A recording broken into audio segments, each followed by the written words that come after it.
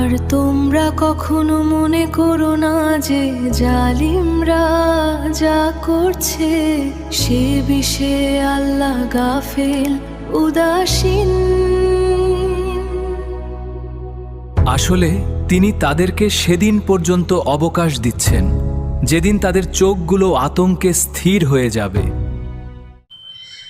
ولا تحسبن الله غافلا عما يعمل الظالمون إنما يؤخرهم ليوم تشخص فيه الأبصار। জালেম রাজা করে সে সম্পর্কে আল্লাহকে কখনো বেখবর মনে করো না।